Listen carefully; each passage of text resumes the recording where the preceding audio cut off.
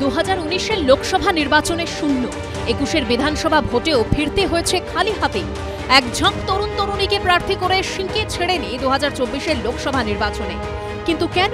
পর্যালোচনা করতে গিয়ে সদ্য প্রকাশিত সিপিএম-এর পার্টি চিঠিতে উঠে এলো একাধিক কারণ।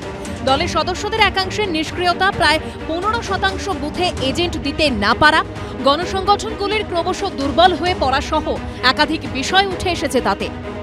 আমরা তো আলাপ আলোচনা করি, বহু জিনিস, মানুষের মত আমরা নিই।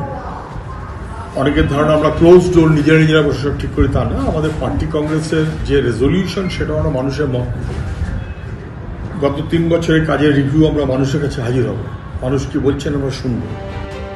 2016 বিধানসভা নির্বাচনে বাম কংগ্রেস জোট করে প্রায় 40% ভোট পেয়েছিল, কিন্তু তারপর থেকেই ভোটের হারে বামেদের রক্তক্ষরণ অব্যাহত।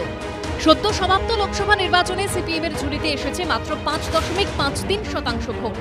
প্রচারে সারা জাগিয়েও কোনো দাগ কাটতে পারেনি সিপিএম-এর তরুণ ব্রিগেড। প্রশ্ন উঠছে, তাহলে কি 34 বছর ক্ষমতায় থাকা সিপিএম বাংলার রাজনীতিতে ক্রমশ প্রাসঙ্গিকতা হারিয়ে ফেলছে? এই অবস্থায় সিপিএম-এর পার্টি চিঠিতে স্বীকার করে নেওয়া হয়েছে, পরপর 3টে নির্বাচনে একটি আসন জিততে না পারার পরেও দলের একটা বড় অংশের পার্টি সদস্যরা এখনও নিষ্ক্রিয়। ধারাবাহিক কর্মসূচি তো বটেই, এমনকি ভোটযুদ্ধ তাদেরকে পথে নামানো যাচ্ছে না। স্বাভাবিকভাবেই প্রশ্ন উঠতে শুরু করেছে, দলের এই চরম দুর্দিনেও কেন সদস্যদের একটা বড় অংশ নিষ্ক্রিয় থেকে যাচ্ছেন? কেন তাদের রাজনৈতিক ময়দানে নামানো যাচ্ছে না? এই ব্যর্থতা কি নেতৃত্বের, নাকি অন্য কোনো কারণে পার্টির সদস্যদের একটা অংশ নিজেদের আড়াল করে রাখছেন? আর তার থেকেও বড় প্রশ্ন হলো, যদি সদস্যরাই দলের উপর আস্থা রাখতে না পারেন, তাহলে জনগণের আস্থা ফিরবে কি করে? পার্টির কর্মীরা সক্রিয় নিষ্ক্রিয় সময়ের উপর নির্ভর করে।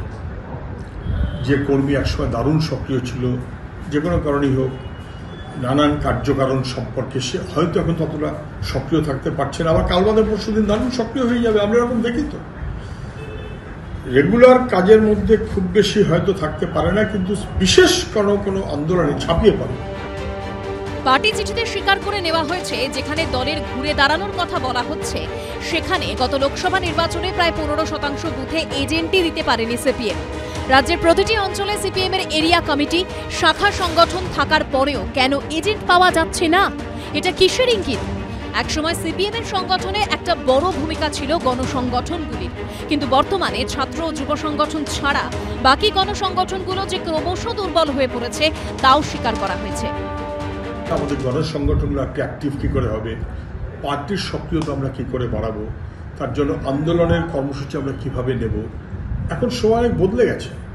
নতুন সময়ের সঙ্গে সঙ্গতিপূর্ণভাবে আন্দোলন এবং সংগঠনের কর্মসূচি আমরা নিজেরা যেমন নানান আলাপ আলোচনাতে আছি, তেমন মানুষের পরামর্শ আমরা চাইছি। এদের সবাই সক্রিয় নয় যেরকম একদিকে, সেরকম আরও তো ঘটনা সামনে এদের আলোচনা করা উচিত। রাজ্যকে বঞ্চনা, 100 দিনের টাকা পাচ্ছে না এই রাজ্য, স্থানীয় কোনো ইস্যু নিয়ে এদেরকে দেখেছেন? সিপিএম আছে, সেই সিপিএমে তারা সর্বহারাদের কথা বলে মুখে, আর নিজের পার্টিটাই সর্বহারা হয়ে গেছে, কিচ্ছু নেই।